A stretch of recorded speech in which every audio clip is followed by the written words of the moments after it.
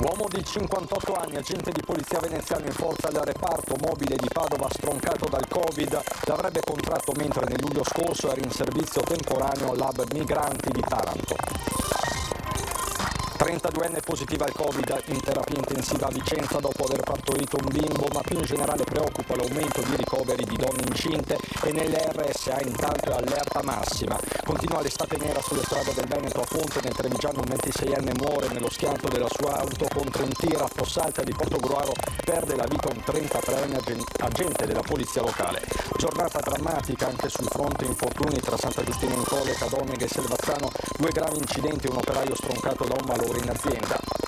Domani l'arrivo dei primi 100 profughi in fuga dall'Afghanistan arriveranno domani a Marghera, da dove saranno smistati in tutto il Veneto. Quarto giorno di mobilitazione in Val di Zoldo per le ricerche del 39enne uscito per un'escursione svanito nel nulla. Oggi una nuova segnalazione ha stravolto le ricerche e gettato nello sconforto i familiari. Riconoscimento di uno status speciale di città balneari per far fronte alle sfide del presente e del futuro è l'obiettivo che si pone il G20 delle spiagge italiane, che il 1° e il 2 settembre si riunirà a Jesolo.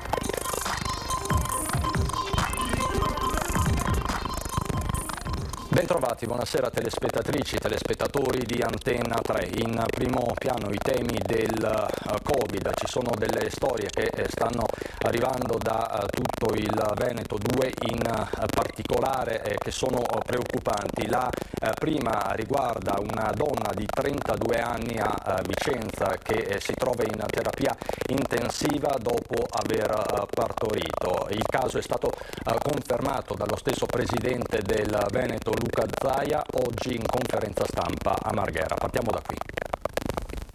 Vicenza, in rianimazione ragazza entrata sabato agli infettivi e passata ieri in rianimazione del 1989, non vaccinata.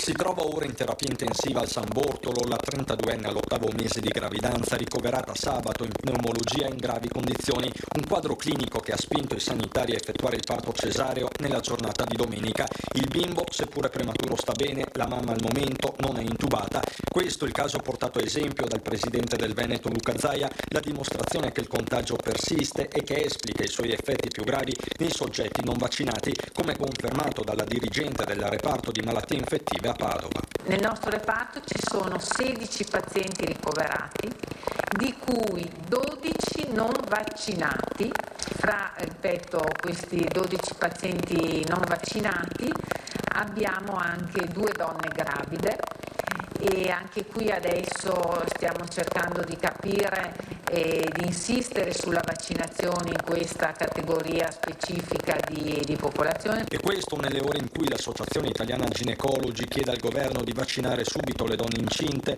superando tutti i dubbi della prima ora. Più in generale, seppure gradualmente, cresce il tasso di ospedalizzazione. Area intensiva e area non critica sono 2,23 più 9, 55 più 4. Si continua a crescere. Crescita comunque limitata solo grazie a un fattore. Oggi se siamo aperti e se oggi abbiamo questa condizione sanitaria gestibile, lo dobbiamo a quel quasi 78-79% dei veneti che si è vaccinato. Io non ce l'ho con chi non si è vaccinato, ho il massimo rispetto, però non posso condividere i toni che spesso vedo nei confronti di chi si è vaccinato.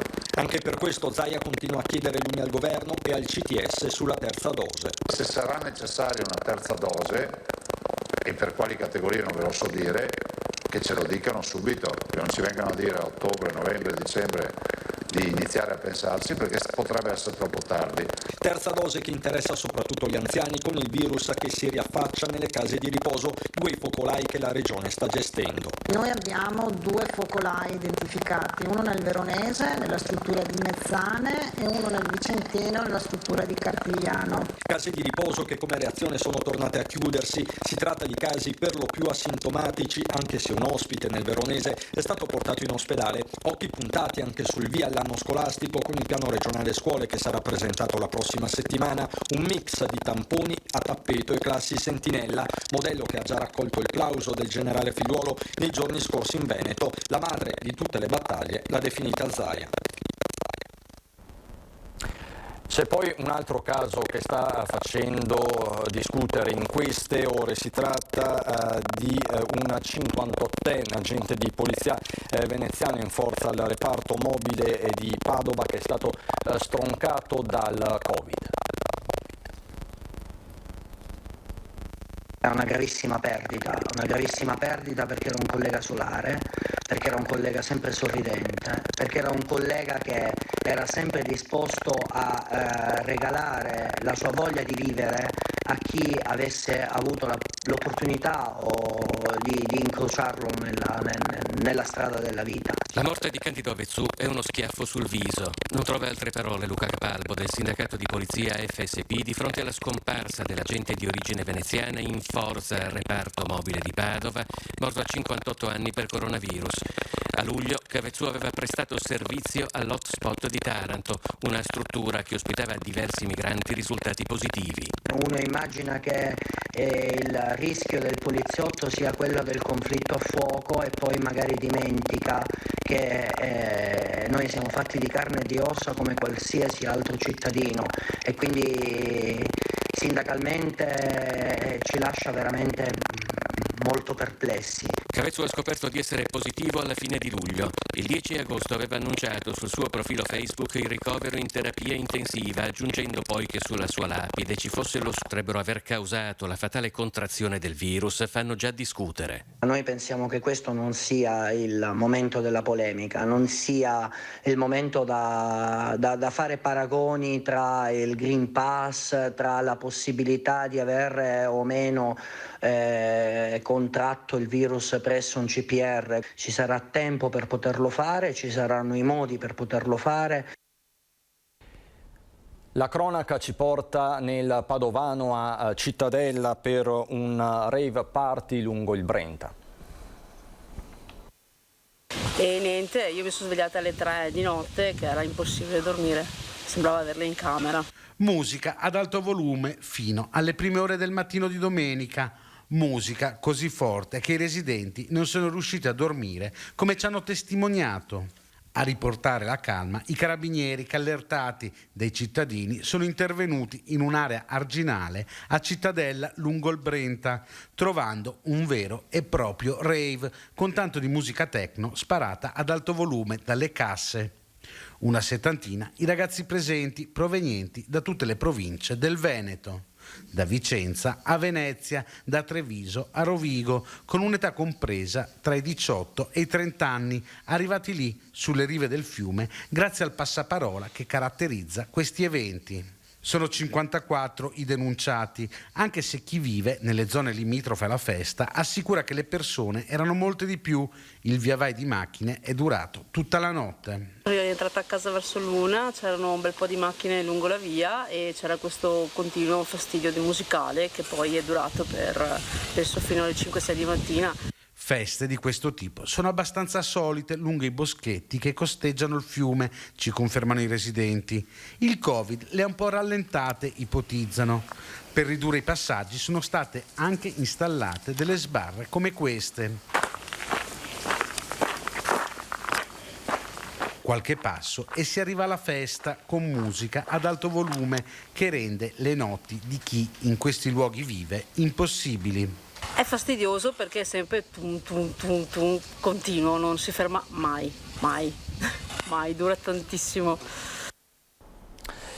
Ancora sangue sulle strade del Veneto, incidente questa mattina a Fonte, siamo nel Trevigiano, perdere la vita un ragazzo di 26 anni residente a Riese, Pio X. Lo schianto terribile alle 6:40 a Fonte, all'altezza dell'incrocio tra via Castellana e via delle Industrie, un impatto frontale violentissimo che non ha lasciato scampo a Federico Brion, 26 anni, di Riese, Pio X.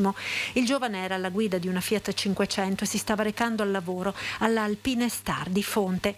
L'esatta dinamica dell'incidente è ancora al vaglio dei carabinieri della stazione di Asolo. L'ipotesi è che il giovane abbia perso il controllo dell'auto, forse a causa di un malore o di una distrazione, andando a schiantarsi schiantarsi contro un camion condotto da un 54enne residente nella pedemontana trevigiana.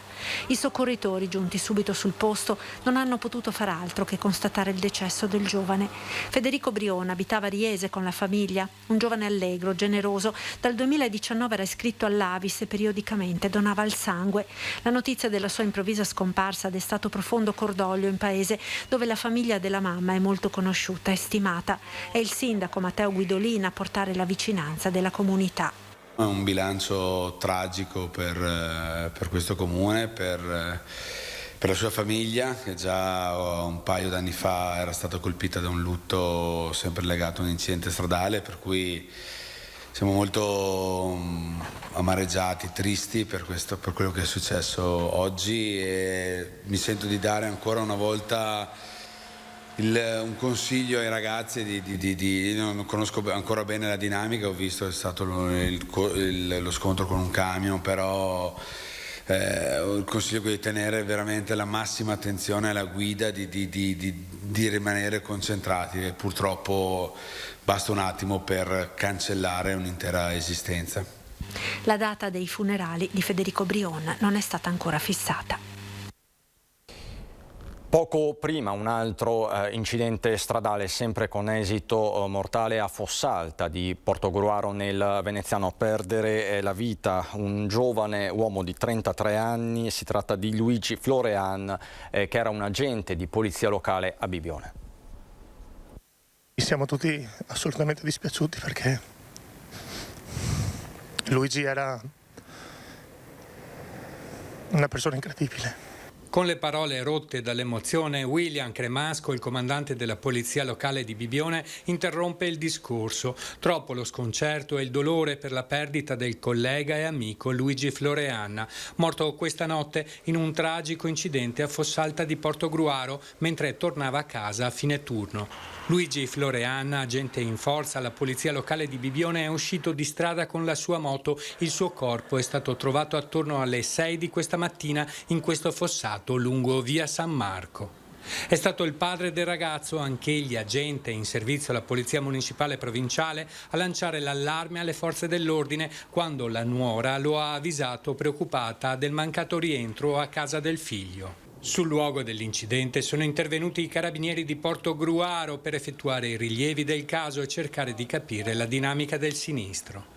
Il 33enne era orgoglioso del servizio che svolgeva e della divisa con i colleghi, lavorava in sintonia. Lavorava qui da circa 2 anni e mezzo, amava il suo lavoro, era anche motociclista del comando e lavorava appunto nel reparto motorizzato e nel reparto di polizia stradale. E siamo tutti sconvolti. Tra pochi giorni Luigi doveva festeggiare l'anniversario di matrimonio. Un ricordo commosso è stato espresso anche dal sindaco di San Michele, Pasqualino Codognotto. Un ragazzo straordinario sia professionalmente che sotto il profilo umano, e lascia veramente un grande vuoto in tutti noi, perché veramente era una bella persona, una bellissima persona, un bambino di 1 anno e mezzo, la moglie, quindi una tragedia veramente immane.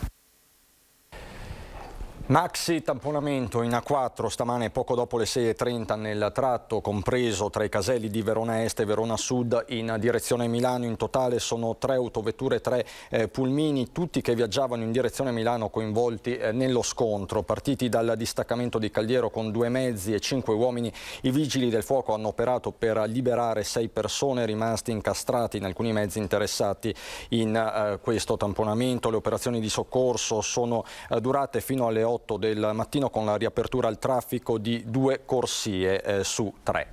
E ci sono stati pesantissimi disagi nel corso della mattinata, ancora una volta sempre in A4, ma stavolta sul tratto orientale, in particolare un incidente al casello di Meolo Roncade, con i 22 sindaci dell'area del Veneto orientale che chiedono di incontrare con urgenza il Premier Draghi. La conferenza dei 22 comuni è pronta per qualsiasi atto importante se nel caso non ci sentissero in nessuna maniera. I sindaci del Veneto orientale sono esasperati, 5 incidenti negli ultimi 10 giorni in A4, traffico in tilt, altro che controesodo, sbotta il sindaco di Portogruaro. Per noi il bollino nero è quasi tutti i giorni. Stamane a restare chiuso è stato lo svincolo di Meolo Roncade a causa di un autotreno che ha centrato la barriera e poi un palo della luce. Fortunatamente non ci sono stati feriti, ma molti disagi. Mercoledì scorso, con l'incidente che ha coinvolto un'autocisterna di GPL, l'autostrada è rimasta chiusa tutto il giorno. Giovedì mattina idem. I primi cittadini dell'area da mesi chiedono che la questione del completamento della terza corsia venga risolta subito ed andranno a Roma.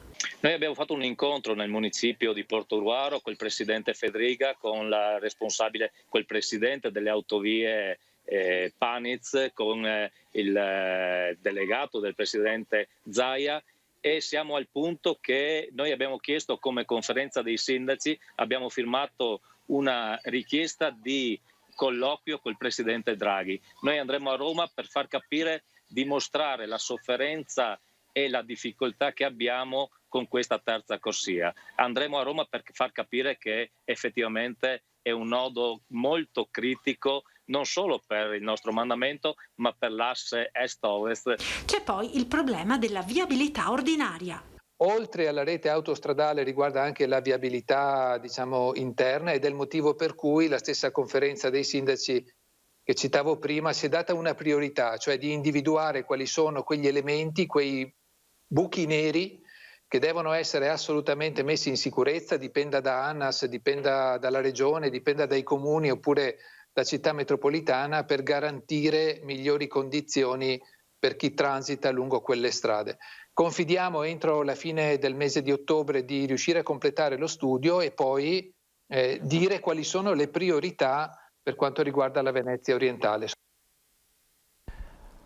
Ma è stata una giornata tragica anche per quanto concerne gli incidenti sul lavoro, così nel Padovano.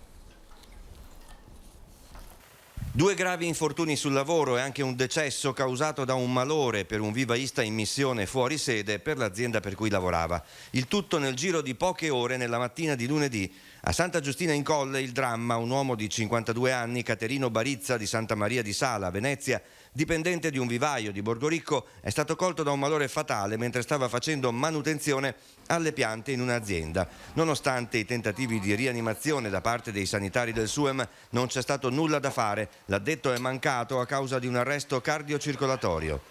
A Caselle di Selvazzano, alla metalmeccanica Ferraù in via Marconi, un operaio dipendente di una ditta esterna è caduto dentro a un macchinario ed è stato estratto dai vigili del fuoco. L'ambulanza del 118 lo ha portato d'urgenza in ospedale in gravi condizioni. Infine a Cadoneghe un altro infortunio, alla Aurim di via Fermi, azienda che commercia tessuti all'ingrosso. Un operaio di 52 anni, italiano, è caduto da un'altezza di circa 5 metri, restando anch'egli ferito in modo molto grave. È arrivato in ospedale in prognosi riservata. Sul posto per i rilievi i carabinieri e i tecnici dello Spisal. C'è poi il capitolo dell'Afghanistan con il nodo accoglienza. Arriveranno domani in Veneto i profughi che appunto saranno poi smistati su tutto il territorio. Ad annunciarlo è il prefetto di Venezia Zappalorto. Sono in tutto 100, sono diversi nuclei familiari, li abbiamo divisi per ogni prefettura. Abbiamo fatto una suddivisione equa di questo carico di lavoro che ci sarà. Sono un centinaio i rifugiati afghani in fuga dal regime dei talebani che domani raggiungeranno il Veneto. Dopo l'arrivo a Marghera saranno smistati nei territori delle varie prefetture della regione. Famiglie che hanno dovuto abbandonare il proprio paese in una situazione drammatica. La situazione per chi è rimasto, per chi ha collaborato con il governo ed è rimasto lì, la situazione è estremamente pericolosa. E questi sono quelli che hanno lavorato con gli italiani, con i nostri militari, quindi per loro c'è stata questa questo corridoio per il quale sono arrivati qui con gli aerei militari. L'organizzazione della ripartizione della ventina di afghani che rimarranno sul territorio della città metropolitana di Venezia ha goduto di un'immediata e fattiva collaborazione da parte di diversi comuni del territorio. Il Comune di Venezia ha già messo a disposizione intanto 2 alloggi per 2 nuclei familiari e si è dichiarato disponibile nel caso ci fosse bisogno di ulteriori posti a reperirli. Il Comune di Mira ha fatto altrettanto, anzi approfitto per ringraziare quel sindaco che ha messo a disposizione di questi profughi altri alloggi. Il sindaco di Jesolo si è detto favorevole al ripristino della sede della Croce Rossa per ospitare alcune famiglie di migranti. Dal veneziano al bellunese per raccontarvi il 4° giorno di mobilitazione in Val di Zoldo per le ricerche di Federico Lugato, il 39enne uscito per un'escursione giovedì scorso di cui si sono perse le tracce. Oggi una nuova segnalazione ha stravolto le ricerche e gettato nello sconforto i familiari. Per noi c'era Tiziana Bolognani. Ha visto le 9:30 passare di là e tutte le ricerche però erano spostate di qua, no? Ma è questa persona che lo ha visto quando lo ha detto di averlo visto? Gliel'ho chiesto io adesso perché lo conosco. Al 4° giorno di ricerche cade la pista dell'allontanamento volontario, ipotesi valutata dalle forze dell'ordine per non lasciare nulla di intentato. Sono all'incirca le 10 quando a Pralongo di Forno di Zoldo una persona che conosce Federico e i suoi familiari riferisce di averlo incontrato lungo il sentiero che si trova nella parte opposta al Pramper, dove stamattina i soccorritori si erano spostati per concentrare le ricerche nell'area della cella telefonica che ha agganciato il cellulare dell'escursionista disperso da giovedì mattina. Sono momenti concitati, difficile non cedere allo sconforto. Siamo al campo sportivo di Pralongo di Forno di Zoldo e siamo al 4° giorno di ricerche di Federico Lugato, il 39enne residente a Milano ma di origini veneziane, che è partito per una passeggiata giovedì nella prima mattinata e che ha fatto perdere letteralmente le proprie tracce. Dagli studi fatti praticamente lui non ha mai risposto ai messaggi ricevuti entro le 10 del mattino, quindi vuol dire che gli è successo un incidente nella prima mattinata dalle 9 a mezzogiorno. Federico dunque potrebbe essersi trovato in difficoltà nemmeno un'ora e mezza dopo essere partito per la passeggiata dalla quale sarebbe dovuto rientrare all'ora di pranzo. L'ipotesi è che il 39enne abbia deciso di percorrere a ritroso l'anello del Tamer San Sebastiano che l'avrebbe comunque riportato a casa a Pralongo. Sembra che poi adesso l'abbiano avvistato che andava su dal di qua, quindi avrebbe fatto la strada al contrario. Però diciamo che il percorso che lui aveva, l'unica piantina che aveva lui segnava questo tragitto qui, per cui queste sono le zone che questa è la zona che abbiamo controllato di più. Vigili del fuoco, soccorso alpino, guardia di finanza con le unità cinofile, droni e elicotteri oltre ai volontari. Un esercito di persone sta cercando Federico con tutti i mezzi a disposizione. La famiglia rinnova l'appello affinché l'attenzione continui a rimanere alta e esorta alla mobilitazione. Voltiamo decisamente pagina e andiamo a Jesolo, dove tutto è pronto per il G20 delle spiagge. Riconoscimento di uno status speciale di città balneari per far fronte alle sfide del presente e del futuro è l'obiettivo che si pone il G20 delle spiagge italiane, che il 1° e il 2 settembre si riunirà a Jesolo. Per la 4ª edizione dell'evento quest'anno si riuniranno i rappresentanti delle località di mare con più di 1 milione di visitatori stagionali, da Ischia a Taormina, da Alghero a Vieste, passando per la costiera romagnola e le spiagge venete. Per questo settore fondamentale dell'economia il G20 sarà un'occasione per discutere di nuove strategie in grado di portare nelle nostre spiagge sempre più turisti. In cosa dobbiamo migliorare? Intanto tutta l'Italia deve diventare più green. Queste città a maggior ragione perché sono la porta dell'Italia verso il mondo e dunque devono investire in qualità dell'ambiente e in qualità di vita. Questo significa acque del mare, coste, rifiuti, mobilità, energia, significa essere rivoluzionarie. G20 è una grande occasione. È una grande occasione perché è italiana, unisce 20 città del paese e 20 città strategiche, quindi qui parla l'Italia, non parlano particolarismi. Questi 3 giorni saranno fondamentali per raggiungere obiettivi importanti, tutti insieme facendo squadra. È importante portare i nostri problemi, quelle che sono le cose più importanti che dobbiamo affrontare nei prossimi anni, di portarle non da soli ma uniti, perché uniti è una forza molto più importante, quindi dobbiamo sensibilizzare i governi che si succedono, tra cui quello attuale, su quelle che sono le nostre richieste ufficiali e che vengano portate avanti. Dal Veneto è tutto anche per questa edizione, ci sono le previsioni del tempo, buon proseguimento di serata.